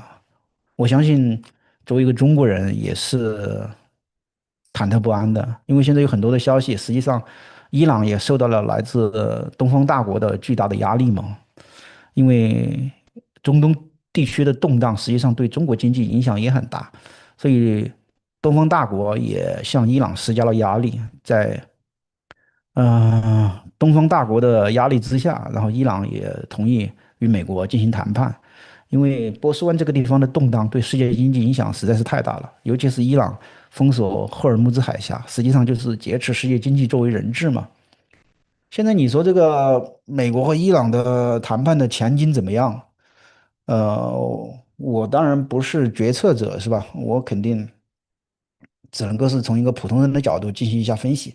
我的分析就是，首先美国和伊朗进入谈判，这就是一个重要的转机，就是一个重大的进步。你想他们在几天以前，他们打的还如火如荼呢。现在双方同意谈判，也就是说，双方实际上是有动机结束这一场战争的，否则去谈判干嘛呀？那继续打呗。所以说，双方有这个意向谈判，这已经是一个重大的进展了。伊朗以前是拒绝谈判的，是吧？他认为，美国和以色列是侵略的一方，然后伊朗遭受了重大损失，但是不承认他们在进行谈判的。伊朗的官方实际上以前是不承认谈判的。那美国也是，说的很明确啊，如果不立即的全面的开放霍尔木兹海峡，那个战争肯定要继续打下去啊。但是现在双方都愿意进行谈判，所以表明他们有结束战争的强烈的意愿，这个是很不容易的一个事儿。现在伊朗这边也公开宣称，他的代表团也到了伊斯兰堡嘛。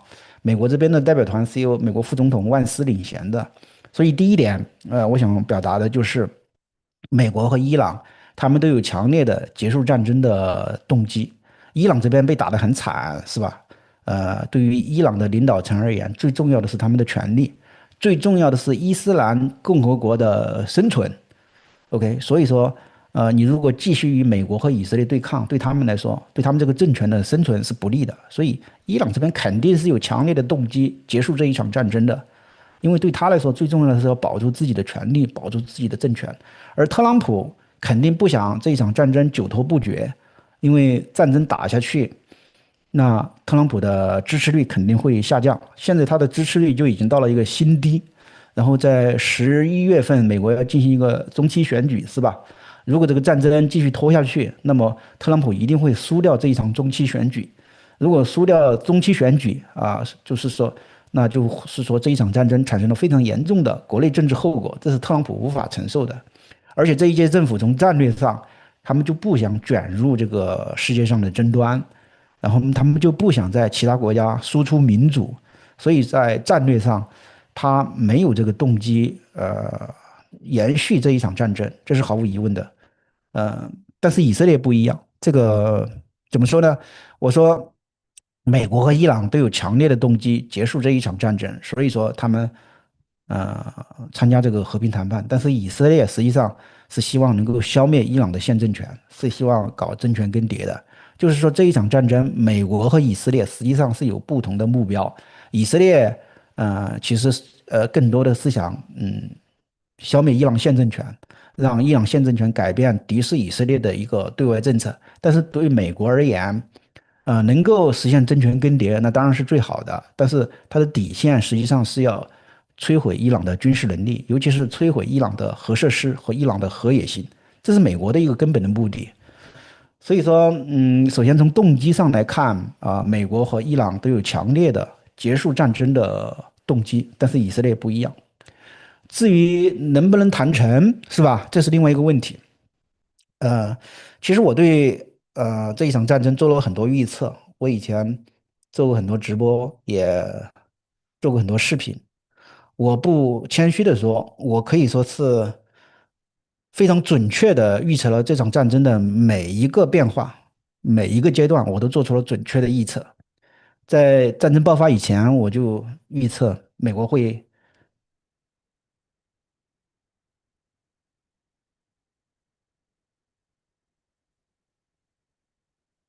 OK，他现在不让我谈了，现在那个平台不让我谈这个战争，那我就不谈了吧，好吧，我就不谈了。他现在给了我一个提醒，我不谈了，大家不要问这个问题了吧？他现在说的这个话题比较敏感，我们谈德国吧，谈德国还是会好一点。OK，反正我对这个战争做了准确的预测，是吧？我认为这个谈判的可能性是很大的，然后我觉得谈成的可能性也很大。现在平台不让我讲，不让我讲这个伊朗战争。那好的好的，那我就不讲吧。讲德国吧，讲德国应该没有什么敏感性。今天的主题主要是谈德国，OK？大家也尽量问一些跟德国、欧洲相关的话题，好吗？刚才就是植物哥这位朋友你在问这个关于美伊谈判的问题，所以我就回答你的问题。这个平台就是说这个话题好像比较敏感。嗯，我们不谈了吧，不谈这个，大家尽量的谈这个关于德国的问题，好不好？德国的问题、欧洲的问题，以及跨大西洋两岸之间的关系。OK，我们尽量谈这个问题。OK，我就念一念大家的发言吧啊。直播呢，我觉得是一种很好的交流的方式，就是我一个普通人，我坐在家里面，我可以跟全世界没有任何障碍的进行沟通、进行交流，我觉得这种感觉很棒。这个朋友问，都富了，德国人吃啥？德国人吃啥？这个问题有点大。我也没有深入德国人家里面去生活，但是总的而言，我觉得德国人对吃吧，我觉得没有像中国人那么重视，尤其是在味道这方面，德国人不是那么重视。他们吃的食物，我觉得更重视他们的食材，而对味道没有那么重视。中国人对味道太重视了，是吧？尤其是像四川啊这样的地方，是吗？对味道特别重视，但是德国人不重视，不太重视味道，他们更重视那个食材本身，比如说蛋白质，蛋白质的摄入量很重要啊。就是德国人，他们吃肉吃的比较多，他们的牛奶比较好，德国的牛奶是比较好的，这一点我必须要承认。到中国，我觉得那个牛奶，回了中国以后，我喝中国的牛奶有点不太习惯，我觉得跟水一样。感觉不像是牛奶，但是德国的牛奶是比较好的啊，因为他们的畜牧业一直很发达，像巴伐利亚呀，还有很多地方，他们这个畜牧业都非常发达，他们的牛奶那个包装盒上都写着啊，我们的牛是自由活动的，就是说它那个牛是可以到处走动的，比如说在阿尔卑斯山的山区，不是什么圈养的，可能在中国的牛它活动范围很有限，是吧？就德国的牛，他们的奶牛，他们是自由活动的，自由活动，他们可能这个心情就比较好吧，所以他们的牛奶是不是这样子，就相对来说质量比较高呢？这一点很重要，他们很强调就是他们的牛是自由活动的，不是圈养的。另外，他们也强调就是他们的饲料是没有任何的基因添加剂，没有任何的添加剂，是比较健康的。这样他们的牛奶的质量比较高吧，这一点我还是相信的，就是德国的牛奶是非常好的。就他们的蛋白质的摄入量是很高的啊，尤其是牛肉，德国人也吃猪肉，猪肉也很多，然后牛奶比较好，然后蔬菜倒不是很多，德国的蔬菜的种类我觉得没有中国多，然后也比较贵，因为德国本身可能它的蔬菜产量也不大，可能要从其他国家进口，什么西班牙啊、意大利啊什么的。嗯，水果跟中国差不多吧，反正都是那些水果嘛。然后主要就是我觉得在德国生活，我觉得有一点好，就是它的蛋白质的摄入量我觉得比较高，然后蛋白质的质量比较好，味道确实不如中国啊，味道确实不如中国。尤其是德国菜本身，我对德国菜的评价很低啊。我觉得他们你进德国饭馆儿那真的是又贵又难吃，有时候还吃不饱什么。我对他评价很低。但德国有一点跟中国不太一样，就是说，呃，德国其实它是一个移民国家，现在德国的外来人口移民其实很多的，移民涌入德国就带来了各个国家不同的文化。比如说在德国，土耳其的移民很多是吧？那土耳其的那个美食，那真是到处都是啊！土耳其的饭馆儿土耳其的快餐，还有越南的快餐，还有意大利的是吧？就是说，在德国你还是可以很方便的吃到很多国际化的饮食，这一点可能跟中国不太一样吧？在中国，当然中国中餐本身就已经很博大精深了，是吧？但是在中国这个西餐。也许不是那么常见，也许也很贵之类的。但是在德国，我觉得虽然说德国饮食本身不怎么地，但是它很国际化，这一点我得承认。你如果让我来总结德国的餐饮的特点，我觉得第一就是它非常重视食材本身的质量，然后蛋白质的摄入是很好的，选择是很多的，然后质量也很高，尤其是德国的牛奶。就是在蛋白质这方面，我觉得德国相对于中国的饮食肯定有巨大的优势。在中国，我觉得蛋白质相对摄入不足，味道很好，但是碳水化合物的含量有点过多，就是好像在健康这方面，我觉得德国做的还是比较好的。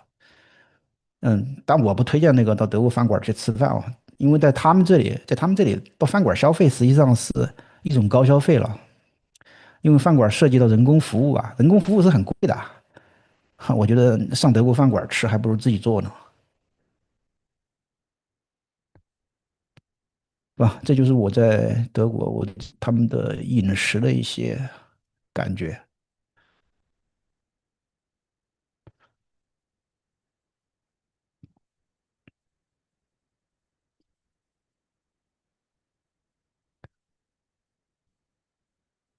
请大家继续问问题吧，今天这个机会很难得啊。其实我以前都不怎么讲德国，我有很多次直播是吧？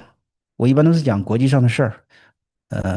为什么我不讲德国？因为我觉得德国不是一个特别重要的国家。我觉得像美国呀、像东方大国呀、像俄罗斯啊，是吧？他们都是很重要的国家，甚至包括中东都很重要，是吧？我一般来说不怎么讲德国，虽然说身在德国，但我不讲德国。但是现在德国也变得越来越重要吧？德国也是一个越来越重要的国家。德国在历史上是很厉害的，历史上曾经扩过，是吧？德国在历史上还是很厉害的。两次世界大战的主要发动者都是德国，所以说在历史上德国还是扮演了非常非常重要的角色。刚才有些朋友也说了，德国也出了很多哲学家。德国是吧？历史上是一个哲学家的国度，然后德国的工业、德国的军事都是很强的。德国有很强烈的军事传统。比如说你说这个德国的普鲁士是吧？普鲁士大家应该知道，普鲁士是一个非常强烈的军国主义传统的国家。有一句名言描述这个普鲁士，是一个英国人说的，他说别的国家是拥有一支军队，但是在普鲁士那是军队拥有一支军队拥有一个国家。你可以想见这个普鲁士的军国主义传统有多么深厚。所以说，德国这个国家有很强的军事传统，有很强的哲学的传统，出过很多哲学家，然后也有很强的工业实力。德国还是有很多值得我们学习、值得我们借鉴的地方。德国这个国家跟中国关系也很密切啊，现在中国是德国最大的贸易伙伴，是吧？这是中德两国密切关系的一个具体的体现，这是中德关系的经济基础啊。另外一点，德国对中国的影响也很大，好吧？这个大家，这个大家应该有这个印象吧？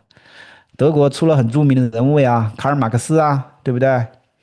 卡尔马克思啊，马克思主义呀，共产主义呀，这个对中国影响大吧？当然，中国的共产主义思想、马克思主义思想应该不是直接从德国进口的，而是通过苏联转手的。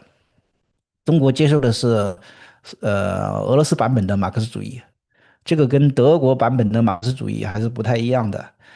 我在柏林这边，我现在还经常被这些左派的组织骚扰，他们经常向我做宣传，向我宣传马克思主义，向我宣传共产主义。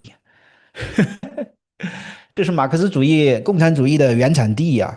从这个角度讲，我说德国这个国家是一个重要国家，它不仅仅是在世界历史上非常重要，发动了2次世界大战，是吧？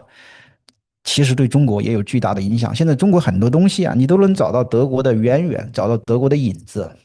比如说中国的法律体制，那是学习德国的呀。中国的法律体制被称之为大陆法系，那德国就是大陆法系的一个代表国家，所以中国的法治体系实际上是学的德国，当然也受到苏联的很大影响。这个就跟英美很不一样，就是德国是大陆法系，然后英国和美国是海洋法系，这个很不一样。中国在历史上我觉得受德国影响太大了，太大了，那是全方位的。德国这个国家对中国的影响实在是太大了，有很多东西你都不知道的。实际上我们是受德国影响的，很多东西是有德国的渊源的。那首先，中国的官方意识形态，马克思主义啊、共产主义啊，那就是德国人的思想啊，对不对？首先，你的官方意识形态实际上就是来自于德国嘛，这已经表明德国是一个对中国有重大影响的国家。然后法律体系实际上你也是效仿的大陆法系，然后德国的就是一个大陆法系的代表国家。军事上，中国也受到德国巨大影响。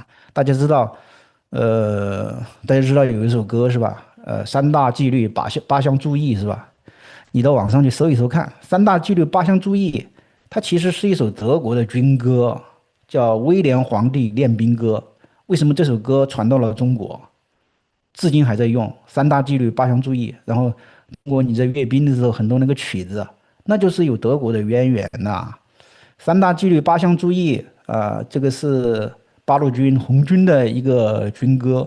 这个曲子实际上是来自于这个北洋军阀。当时袁世凯在天津小站练兵的时候，他请了很多德国教官，然后这些德国教官就把这个德国的军歌就引入了北洋军，是不是？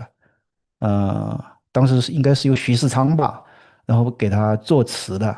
但是这个曲子是一首德国的军歌，叫《威廉皇帝练兵歌》，然后徐世昌就给他谱上了中文的歌词，然后最后就传到这个北洋军队，然后北洋军队再传给国民党的军队，然后国民党军队的一些前军官是吧，就把它传给这个红军，传给八路军，然后沿用至今。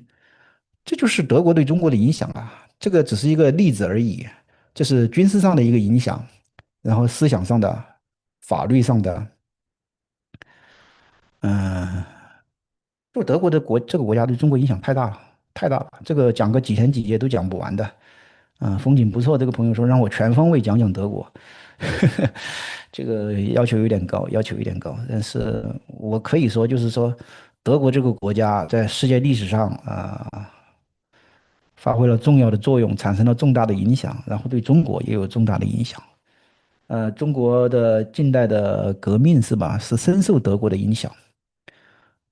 像中国一些重要的人物，他们早年都在德国有留学的呀。像周恩来在柏林的洪堡大学待过，然后朱德到德国来留学的时候，去过哥廷根的大学，后来也来过柏林。蔡元培，蔡元培以前北大的校长，他实际上是在莱比锡大学的。蔡元培实际上想读这个柏林洪堡大学，但是没有这个资格，没有获得相应的资格，然后蔡元培就跑到这个莱比锡大学去了。但是他在莱比锡大学这么旁听了几年，回去以后就变成留德的这个知识精英了，后来就成了北大的校长，是吧？那蔡元培实际上对中国的教育、对中国的思想界影响是很大的呀。反正就举这些例子吧，我也是浅尝辄止，但是我觉得很明显的是德国对中国有非常非常大的影响。大家可以连麦，刚才有一个朋友连麦，然后我看到晚了，我看你已经下线了吧？好吧，大家可以连麦，可以申请连麦，然后你也可以发言，可以提问题，也可以发表观点。今天的主题呢，主要是讲讲德国。大家现在越来越人多了，现在实际上一开始我已经讲了很久，但主要是泛泛而谈，讲了一些皮毛。请大家继续问问题，好吧？好吧，问问题，这样子我这个直播呢更有针对性，然后大家也不许齿形，好吧？否则我就是随便乱讲，我就想到哪儿就讲到哪儿，天马行空的。我这个叫求情之文，我这个视频号主要是谈一些国际关系啊、国际政治啊、政治经济学呀、战略啊这方面的话题。我已经做过很多直播，将来也会做吧，将来也会做，因为我觉得直播是一个很好的东西。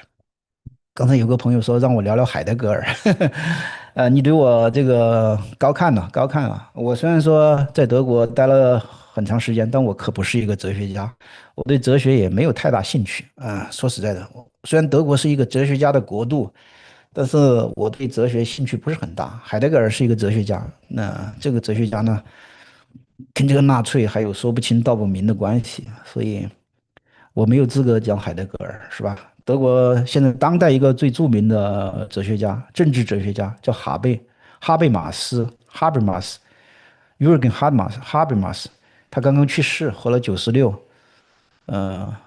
他影响力比较大。我对哈贝马斯还是有一点了解的，但是也是一个皮毛。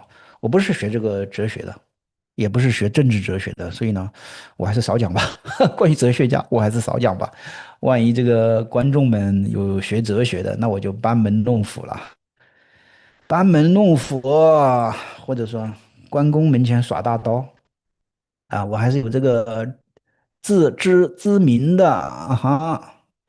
今天我们就讲德国，讲德国，但是呢，有点浅尝辄止。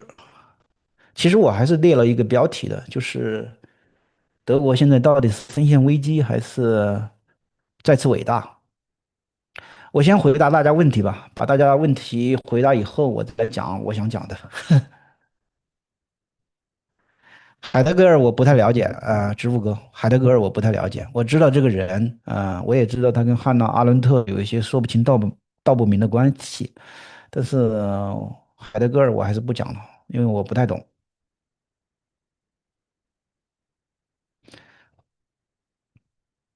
大家提问题吧，提问题。关于德国，我还是可以讲很多东西啊，就是讲个几天几夜也讲不完。我毕竟在这个国家生活了16年，然后还是有很多的个人体会。理论的东西我也可以讲，然后个人的实际的经验也可以讲。但是这样吧，我觉得直播这个东西呢，还是最好跟观众有一些互动，让大家有一些参与的感觉。OK，大家可以先问一些问题，我先回答一些大家关心的问题，然后您可以连麦的，可以打字也可以连麦。先回答大家的问题，然后你也可以发表一些观点，然后我们这个继续讲吧。我先休息一会儿，请大家关注我的视频号“求情之文”。哎呀，以前我讲这个美伊战争，讲这个俄乌战争的时候，观众很多的，都是成千上万的，可见大家还是主要关心一些热点问题。但是我一讲这个比较专业的问题，讲德国是吧？这个就是一个比较小众的话题，然后参与的人就很少。刚才有个朋友问了一个关于美伊谈判的问题，然后我讲了一会儿，然后平台就警告我不让我讲，说这个话题很敏感啊，那没办法，那我们就讲讲德国吧。但是讲德国，我觉得问题就是对德国感兴趣的人并不是很多啊。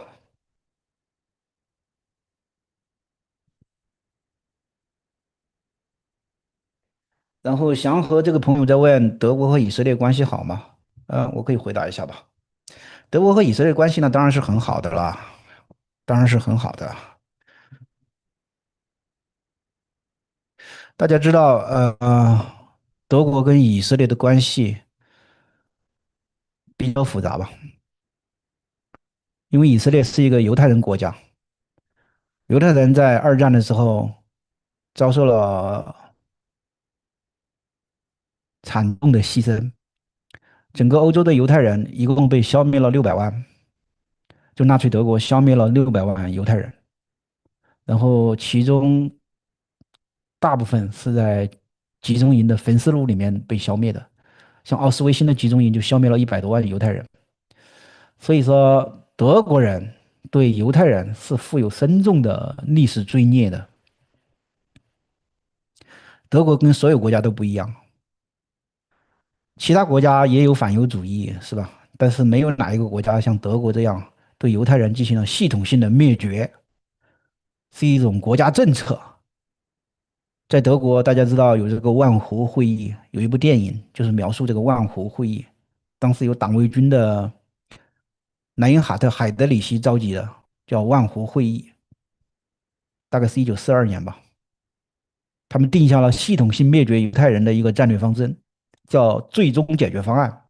他没有说灭绝种族屠杀，他没有用这种字眼，他叫最终解决方案。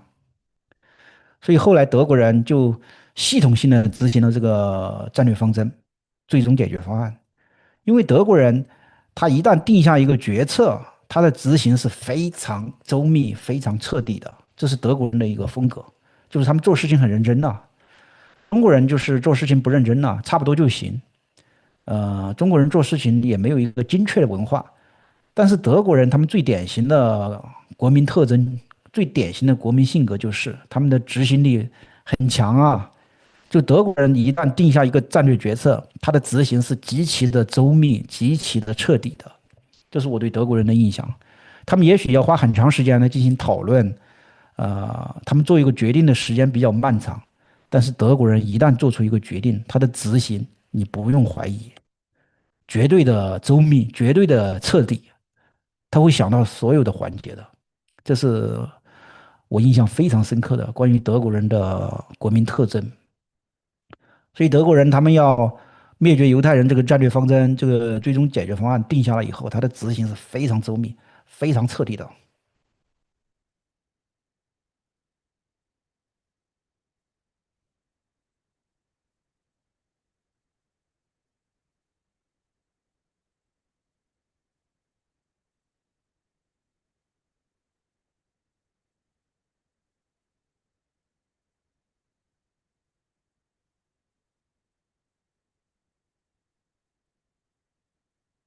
竟然被微信给，我这直播被微信给断了，被微信给禁止了。这个不知道哪一点这个影响了他呀？这我看看，我看看，这个微信它竟然说我这个直播违规了，然后就把我这个直播给切断了。现在在油管上还有3个朋友，我继续吧，我继续。但是油管上的朋友不是很活跃，你们能不能够提一点问题啊？这样的我可以把这个直播进行下去。如果你们不提问题的话，我就是随便讲，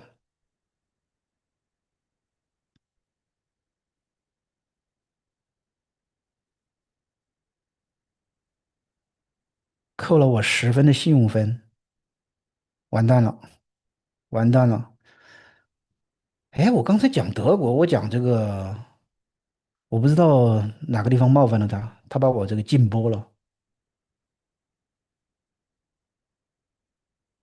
他不让我讨论，哎，心情很不好，我把它断了吧，我把这个直播断了，不好意思，油管上的朋友，我也把这个直播断了，现在我的心情很差，现在被微信这个禁止直播，心情很差。